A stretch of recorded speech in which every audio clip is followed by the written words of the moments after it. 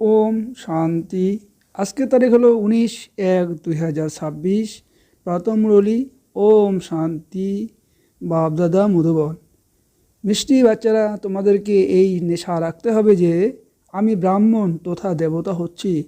আমাদের ব্রাহ্মণদের বাবার শ্রেষ্ঠ মত প্রাপ্ত হয়েছে। প্রশ্ন: যাদের নিউ ব্লাড অর্থাৎ তরুণ, তাদের এমন কোন শিক্ষক আর কিসের আনন্দ হওয়া উচিত? উত্তর: এই দুনিয়া যেটা পুরানো আয়রন এস্ট হয়ে গেছে তাকে নতুন গোল্ডেন এস্ট বানানোর পুরানো থেকে নতুন বানানোর শখ হওয়া চাই। কন্যাদের হলো নিউ ব্লাড, তাই নিজেদের সতীর্থদেরকেও উঠাতে হবে। এই নেশা সর্বদা বজায় রাখতে হবে। ভাষণ করার সময় অনেক আনন্দ হওয়া চাই। গীত: হে নিশীথের যাত্রী, ওম শান্তি। বাচ্চারা তো এই গানের অর্থ বুঝতে পেরেছে। এখন ভক্তিমার্গের ঘোর অন্ধকারে রাত তো সম্পূর্ণ হচ্ছে। বাচ্চারা বুঝতে পেরেছে যে আমাদের উপরে এখন মুকুট আসতে চলেছে। এখানে বসে আছে লক্ষ্য, উদ্দেশ্য আছে মানুষ থেকে দেবতা হওয়ার। এরকম সন্ন্যাসীরা বোঝায় যে তোমরা নিজেকে মোষ মনে করো, তাহলে সেই রূপ হয়ে যাবে। সেটা হলো ভক্তি মার্গের দৃষ্টান্ত। যেরকম এই দৃষ্টান্ত আছে যে রাম বানদের সেনা নিয়েছিলেন, তোমরা এখানে বসে আছো, জানো যে আমরা দেবী দেবতা ডবল মুকুটধারী হব। যেমন স্কুলে পড়ার সময় বলে আমি এটা পড়ে ডাক্তার হয়ে যাব। তোমরা বুঝতে পারো যে এই পড়াশোনা করে আমরা দেবী দেবতা হচ্ছি। এই শরীর ত্যাগ হলে আর আমাদের মাথার উপর মুকুট হবে। এটা তো হলো অত্যন্ত নোংরা সি দুনিয়া, তাই না? নতুন দুনিয়া হলো ফার্স্ট ক্লাস দুনিয়া, পুরনো দুনিয়া হলো একদম থার্ড ক্লাস দুনিয়া। এ তো বিনাশ হয়ে যাবেই। নতুন বিশ্বের মালিক নির্মাণকারী অবশ্যই বিশ্বের রচয়িতাই হবে, অন্য কেউ পড়াতে পারবেন না। শিব বাবারই তোমাদেরকে পড়িয়ে শেখাচ্ছেন। বাবা বুঝিয়েছেন যে সম্পূর্ণরূপে আত্ম অভিমানী হয়ে গেলে তো আর কি চাই। তোমরা ব্রাহ্মণ তো আছোই। তোমরা জানো যে আমরা এখন দেবতা হচ্ছি। দেবতারা কত পবিত্র ছিলেন। এখানে তো অনেক পতিত মানুষ আছে, চেহারা যদিও মানুষেরই মতো, কিন্তু চরিত্র দেখো কি রকম আছে। যারা দেবতাদের পূজারী তারা নিজেরাই তাদের কাছে এই মহিমা করে যে তুমি সর্বগুণ সম্পূর্ণ, 16 কলা সম্পূর্ণ, আর আমরা হলাম ভিখারি, পাপী। চেহারা তো তাদেরও মানুষেরই মতো, কিন্তু তাদের কাছে গিয়ে মহিমা গাইতে থাকে, নিজেদেরকে নোংরা ভিখারি বলে পরিচয় দেয়। আমাদের মধ্যে কোনো গুণ নেই, আছে তো মানুষ অর্থাৎ মানুষ। এখন তোমরা বুঝতে পেরেছো যে এখন তো আমরা পরিবর্তন হয়ে দেবতা হব। কৃষ্ণের পূজা করি এই জন্য যাতে কৃষ্ণপুরীতে যেতে পারে, কিন্তু এটা জানা নেই যে কবে যাবে। ভক্তি করতে থাকে যে ভগবান এসে ভক্তির ফল দেবেন। প্রথমত তোমাদেরকে এটা নিশ্চয়ই করতে হবে যে আমাদেরকে কে পড়াচ্ছেন। এটা হলো শ্রী শ্রী শিব বাবার মত। শিব বাবা তোমাদেরকে শ্রীমত প্রদান করেছেন। যাদের এটা জানা নেই তারা শ্রেষ্ঠ কীভাবে হতে পারবে। এইসব ব্রাহ্মণ শ্রী শ্রী শিব বাবার মতানুসারে চলছে, পরমাত্মার মতোই শ্রেষ্ঠ বানায়। যার ভাগ্য থাকবে তারা বুদ্ধিতে বসবে, না হলে তো কিছুই বুঝতে পারবে না। যখন বুঝতে পারবে তখন খুশি হয়ে সাহায্য করতে লেগে যাবে। কেউ কেউ তো আবার জানেই না, তাদের জানাই নেই যে ইনি কে। এই জন্য বাবা কারোর সাথে সাক্ষাৎকার করেন না। তারা তো আরোই নিজেদের মতো বের করবে। শ্রীমতকে না জানার কারণে তারাও নিজের মতো দিতে শুরু করে দেবে। এখন বাবা এসেছেন বাচ্চারা তোমাদেরকে শ্রেষ্ঠ বানানোর জন্য। বাচ্চারা জানি যে 5,000 বছর পূর্বের ন্যায় বাবা আমাদের সাথে এসে মিলন করেছেন। যাদের জানা নেই তারা এরকম সাড়া দিতে পারবে না। পড়াশোনার প্রতি বাচ্চাদের খুব নেশা থাকতে হবে। এটা হলো বড় উঁচু পড়াশোনা, কিন্তু মায়া প্রবল বিরোধী। তোমরা জানো যে আমরা সেই পড়া পড়ছি যার দ্বারা আমাদের মাথার উপর ডবল মুকুট আসবে। ভবিষ্যতের জন্ম জন্মান্তরের জন্য ডবল মুকুটধারী হব। তাই এর জন্য পুনরায় এরকম সম্পূর্ণরূপে পুরুষার্থ করতে হবে, তাই না? একে বলা হয় রাজযোগ, বড়ই আশ্চর্যপূর্ণ। বাবা সর্বদাই বলেছেন যে লক্ষ্মী নারায়ণের মন্দিরে যাও, পূজারীদেরকেও তোমরা বুঝাতে পারো। পূজারীরাও কাউকে বসে বুঝাবে যে এই লক্ষ্মী নারায়ণ কীভাবে এই পদ প্রাপ্ত করেছেন, এনারা বিশ্বের মালিক কীভাবে হয়েছেন। এরকম কথা বসে শোনালে পূজারীরা মেনে নেবেন। তোমরা বলতে পারো যে আমরা আপনাকে বোঝাচ্ছি যে এই লক্ষ্মীনারায়ণ এই রাজ্যে কীভাবে প্রাপ্ত করেছেন। গীতাতেও ভগবানুবাস আছে, তাই না? আমি তোমাদেরকে রাজযোগ শিখিয়ে রাজাদের রাজা বানাচ্ছি, স্বর্গবাসী তো তোমরাই হও, তাই না? তাই বাচ্চাদেরকে অনেক নেশায় থাকতে হবে। আমরা এই রকম তৈরি হচ্ছি। যদিও নিজেদের চিত্র আর রাজার চিত্র এখানে একসাথে বের করো, নিচে তোমাদের চিত্র, উপরে রাজার চিত্র হবে, এতে বেশি খরচা তো হবে না, তাই না? রাজার পোশাক তো শীঘ্রই তৈরি হতে পারে, তাই প্রতি মুহূর্তে স্মরণ রাখো আমরা দেবতা হতে চলেছি। উপরে শিব বাবার চিত্র রাখতে পারো, এরকম চিত্র বের করতে পারো, তোমরা মানুষ থেকে দেবতা তৈরি হচ্ছ। এই শরীর ছেড়ে আমরা গিয়ে দেবতা হব, কেননা এখন আমরা এই রাজযোগ শিখছি। তাই এই চিত্র সহায়তা করবে। উপরে শিব বাবা, পরে রাধা রূপের চিত্র, নিচে তোমাদের সাধারণ চিত্র। শিব বাবার থেকে রাজযোগ শিখিয়ে আমরা দেবতা ডাবল মুকুটধারী তৈরি হচ্ছি। চিত্র রাখা থাকলে কেউ জিজ্ঞাসা করলে তো আমরা বলতে পারবো আমাদের শিক্ষক হলেন এই শিব বাবা। চিত্র দেখার সাথে সাথে বাচ্চাদের নেশা চড়ে যাবে। দোকানেও এই চিত্র রাখতে পারো। ভক্তি মার্গে বাবা নারায়ণের চিত্র রাখতেন, পকেটেও থাকতো। তোমরাও নিজেদের ফটো রেখে দাও, তো স্মরণে থাকবে যে আমরা দেবী দেবতা হচ্ছি।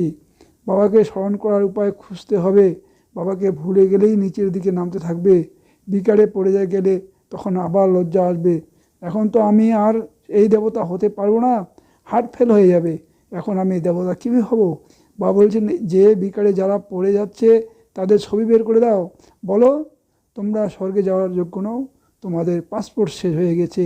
নিজেও অনুভব করবে যে আমি তো পড়ে গেছি, এখন আমি স্বর্গে কি করে যাব? যেরকম নারদের উদাহরণ দেওয়া হয়েছে, তাকে বলা হয় তুমি আগে নিজের মুখ দেখো, লক্ষ্মীকে বরণ করার যোগ্য। তখন বাদরের মুখ দেখা গেল। তাই মানুষের মধ্যেও লজ্জা আসবে যে আমার মধ্যে তো এই বিকার আছে। পুনরায় আমরা শ্রীনারায়ণকে বা শ্রীলক্ষ্মীকে কীভাবে বরণ করব? বাবা যুক্তি তো সবাইকে বলে দেন, কিন্তু অনেক বিশ্বাসই করে না। বিকারের নেশা এসে যায়, তো মনে করে যে এই হিসাবে আমরা রাজার ডবল মুকুটধারী কীভাবে হব? পুরুষার্থ তো করতেই হবে, তাই না? বাবা বুঝাচ্ছেন যে এরকম যুক্তি রচনা করো আর সবাইকে বুঝাতে থাকো। এই রাজযোগের স্থাপনা হচ্ছে, এখন বিনাশ সামনে দাঁড়িয়ে আছে। দিন দিন তুফান আরও প্রবল হতে থাকবে। বম্ব ইত্যাদি তৈরি হচ্ছে, বোম ইত্যাদি তৈরি হচ্ছে। তোমরা এই পড়াশোনা করছো ভবিষ্যতের উচ্চপদ পাওয়ার জন্য। তোমরা একইবার পতীত থেকে পবিত্র তৈরি হচ্ছ। মানুষ থোড়াই বুঝতে পারে না যে আমরা নরকবাসী, কেননা বুদ্ধি পাথর সম হয়ে গেছে। এখন তোমরা পাথর বুদ্ধি থেকে পরশ বুদ্ধি তৈরি হচ্ছ। ভাগ্যে থাকলে তো শীঘ্রই বুঝতে পারবে, না হলে তো তোমরা যতই বুদ্ধি খাটাও বুদ্ধিতে কিছুই বলবে না। বাবাকেই যদি না জানে তো নাস্তিক হয়ে গেলে, অর্থাৎ ধনী নয়। তাই তাদেরকে ধনী বানাতে হবে, তাই না? কারণ তারা হলো শিব বাবার বাচ্চা। এখানে যাদের মধ্যে জ্ঞান আছে তারা নিজের বাচ্চাদেরকে বিকারে যাওয়া থেকে বাঁচাতে থাকবে। অজ্ঞানী লোক তো নিজের মতোই বাচ্চাদেরকেও ফাঁসাতে থাকে। তোমরা জানো যে এখানে বিকারে যাওয়া থেকে বাঁচানো হয়। কন্যাদের তো প্রথমেই বাঁচাতে হবে। মা বাবা যেরকম বাচ্চাদেরকে বিকারে যাওয়ার জন্য ধাক্কা দেয়, তোমরা জানো যে এটা হলো ভ্রষ্টাচারী দুনিয়া, শিষ্টাচারী দুনিয়া চায় ভোগানুবাস। আমি যখন আসি শিষ্টাচারী বানানোর জন্য, তখন তো সবাই হলো ভ্রষ্টাচারী। আমি এসে সকলকে উদ্ধার করি। গীতাতেও লেখা আছে যে ভগবানকেই সাধু সন্ত ইত্যাদি সবাইকে উদ্ধার করতে আসতে হয়। এক ভগবান বাবা এসেই সকলে উদ্ধার করেন। এখন তোমরা আশ্চর্য হয়ে যাচ্ছ যে মানুষ কতই না পাথর বুদ্ধি সম্পূর্ণ হয়ে গেছে। এই সময় যদি সমাজের বড় বড় ব্যক্তিরা জানতে পারে যে গীতার ভগবান শিব, তাহলে না জানি কি হয়ে যাবে, হাহাকার শুরু হয়ে যাবে। কিন্তু তা হতে এখনও দেরি আছে। না হলে তো সকলেরই গোষ্ঠী একদম আন্দোলিত হতে শুরু করে দেবে। অনেকেরই সিংহাসন আন্দোলিত হয়, তাই না? লড়াই যখন হয় তখন জানা যায় যে এর সিংহাসন আন্দোলিত হতে শুরু করেছে, এখনই ভেঙে পড়বে। এখন এটা আন্দোলিত হলে তো খুবই দোলাচাল শুরু হয়ে যাবে। পরবর্তীকালে এটাই হবে পতিত পাবন সকলের সদ্গতি দাতা নিজে বলেছেন যে বরাবর ব্রহ্মার শরীরে দ্বারা স্থাপনা করেছেন, সকলের সদ্গতি অর্থাৎ উদ্ধার করেছেন। ভগবানুবাস এটা হলো পতিত দুনিয়া, এদের সকলকে উদ্ধার আমাকেই করতে হবে। এখন সবাই হলো পতিত, পতিত আবার কাউকে পবিত্র কীভাবে বানাবে? প্রথমে তো নিজের পবিত্র হবে, তারপর অনুসরণকারীদেরকে বানাবে। ভাষণ করার মধ্যেও অনেক নেশা চাই। কন্যাদেরকে হলো নিউ ব্লাড, তোমরা পুরাতন থেকে নতুন বানাচ্ছ। তোমাদের আত্মা যেটা পুরানো আয়রন এজ হয়ে গেছে, এখন নতুন গোল্ডেন এজ তৈরি হচ্ছে। খাদ বেরিয়ে যাচ্ছে, তাই বাচ্চাদের খুব শখ রাখতে হবে, নেশা বজায় রাখতে হবে, নিজের সতীর্থদের ওঠাতে হবে। গাওয়া হয় যে গুরু মাতা, মাতা গুরু কবে হয় সেটাও এখন তোমরা জেনে গেছো। জগদম্বাই পুনরায় রাজরাজেশ্বরী হন, তারপর তো সেখানে কোনো গুরুই থাকবে না। গুরুদের পরম্পরা এখনই চলতে থাকে। বাবা এসে মাতাদের উপর জ্ঞান অমৃতের কলস রেখেছেন। শুরু থেকে এই রকম হয়, সেন্টারের জন্য বলে যে ব্রহ্মকুমারী চাই, বাবা তো বলেন যে তোমরাই পরিচালনা করো। সাহস নেই, বলে না বাবা টিচার চাই। এটাও ঠিক আছে, মান দেয়। আজকাল দুনিয়াতে একে অপরকে মেকি অর্থাৎ দেখানোর সম্মান দেয়। আজ প্রাইম মিনিস্টার, কাল তাকে সরিয়ে দেয়। স্থায়ী সুখ কারোরই প্রাপ্ত হয় না। এই সময়ে বাচ্চারা তোমাদের স্থায়ী রাজ্য ভাগ প্রাপ্ত হচ্ছে। বাবা তোমাদেরকে কত ভিন্ন ভিন্নভাবে বোঝাচ্ছেন। নিজেকে সর্বদা প্রফুল্লিত রাখার জন্য খুব ভালো ভালো যুক্তি বলে দেন। শুভ ভাবনা রাখতে হবে, তাই না? ওহো, আমরা এই লক্ষ্মীনারায়ণ হতে চলেছি। তথাপি যদি কারো ভাগ্যে না থাকে তো প্রচেষ্টারও বা কী করবে? বাবা প্রচেষ্টা করার কৌশল তো বলে দেন, তাই না? প্রচেষ্টা ব্যর্থ যায় না, এটা তো সর্বদাই সফল হয়। রাজধানী স্থাপন হয়ে যাবে, বিনাশও মহাভারত লড়াইয়ের দ্বারা হতেই হবে। পরবর্তীকালে পুরুষার্থ করে তোমরা যত শক্তিশালী হবে তখন এইসব আসবে। এখন বুঝতে পারবে না, পুনরায় তো তাদের রাজত্বই চলে যাবে। কত গুরু আছে, এমন কোনো মানুষ নেই যে কোনে গুরুর অনুগামী নয়। এখানে তোমাদের এক সদ্গতি দাতা সদ্গুরু প্রাপ্ত হয়েছে, চিত্র বড়ই ভালো। এটা হলো সদ্গতি অর্থাৎ সুখধাম, এটা হলো মুক্তিধাম। বুদ্ধিও বলে আমরা সকল আত্মারা নির্বাণ ধামে থাকি, যেখান থেকে পুনরায় এই আওয়াজের দুনিয়া আসতে হয়। আমরা হলাম সেখানকার বাসিন্দা। এই খেলা ভারতেই তৈরি হয়ে আসে। শিব জয়ন্তীও এখানেই পালন করা হয়। বাবা বলেন আমি এসেছি কল্পের পরে পুনরায় আসবো। প্রত্যেক 5000 বছর পর বাবা আসতেই স্বর্গ উদ্যান তৈরি হয়ে যায়। তারা বলেও যে যীশুখ্রিস্টের এত বছর পূর্বে স্বর্গ উদ্যান ছিল, স্বর্গ ছিল, এখন নেই, পুনরায় হবে। তো অবশ্যই নরকবাসীদের বিনাশ, স্বর্গবাসীদের স্থাপনা হতে হবে। তোমরা এই স্বর্গবাসী তৈরি হচ্ছ, নরকবাসীরা সকলেই বিনাশ হয়ে যাবে। তারা তো মনে করে যে এখন এত লক্ষ বছর বাকি আছে, বাচ্চারা বড় হলে তাদের বিবাহ দেয়। তোমরা থোড়াই এরকম বলবে? যদি বাচ্চারা শ্রীমত অনুসারে না চলে তাহলে পুনরায় শ্রীমত নিতে হবে যে স্বর্গবাসী না হতে চাইলে কি করব? বাবা বলবেন যদি অজ্ঞান আজ্ঞাকারী না হয় তাহলে যেতে দাও, এতে পাক্কা মোহমুক্ত অবস্থায় চাই। আচ্ছা, মিষ্টি মিষ্টি হারানিধি বাচ্চাদের প্রতি মাতা পিতা বাপদাদা স্মরণের স্নেহ সুমন আর সুপ্রভাত। আত্মাদের পিতা তার আত্মরূপী বাচ্চাদেরকে জানাচ্ছেন নমস্কার। ধারণার জন্য মুখ্য সার এক, শ্রী শ্রী শিব বাবার শ্রেষ্ঠ মতে চলে নিজেকে শ্রেষ্ঠ বানাতে হবে। শ্রীমতে মন মত মিক্সড করো না, ঈশ্বরীয় পড়ায় নিশায় থাকতে হবে। 2 নম্বর, নিজের সতীর্থদের কল্যাণের যুক্তি তৈরি করতে হবে। সকলের প্রতি শুভকামনা রেখে পরস্পরকে সত্যিকারের সম্মান দিতে হবে। অবিশ্বাসযোগ্য সম্মান নয়। নিরন্তর বাবার সাথে বরদান, নিরন্তর বাবার সাথে এর অনুভূতির দ্বারা প্রতিটি সেকেন্ড প্রতিটি সংকল্পে সহযোগী ভব।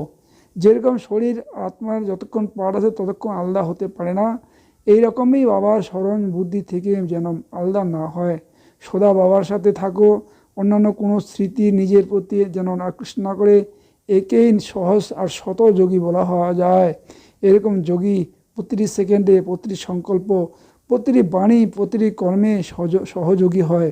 সহযোগী অর্থাৎ যার একটা সংকল্প বিনা সহযোগীর হবে না, এরকম যোগী আর সহযোগী শক্তিশালী হয়ে যায়।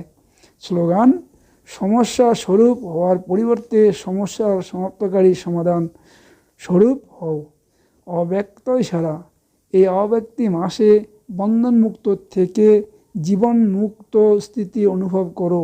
নিজের স্থূল আর সূক্ষ্ম বন্ধনের লিস্ট সামনে রাখো। লক্ষ্য রাখো যে আমাকে বন্ধনমুক্ত হতেই হবে, এখন নয় তো কখনোই নয়। সদা এই পাঠ পাক্কা করো। স্বতন্ত্রতা হলো ব্রাহ্মণ জীবনের অধিকার। নিজের জন্মসিদ্ধ অধিকার প্রাপ্ত করে জীবনমুক্ত স্থিতির অনুভব করো। যখন নিজেকে গৃহস্থী মনে করো, তখন গৃহস্থীর জাল তৈরি হয়। গৃহস্থী হওয়া অর্থাৎ জালে ফেসে যাওয়া, ত্রাসটি অর্থাৎ মুক্ত। ওম শান্তি, ওম শান্তি, ওম শান্তি।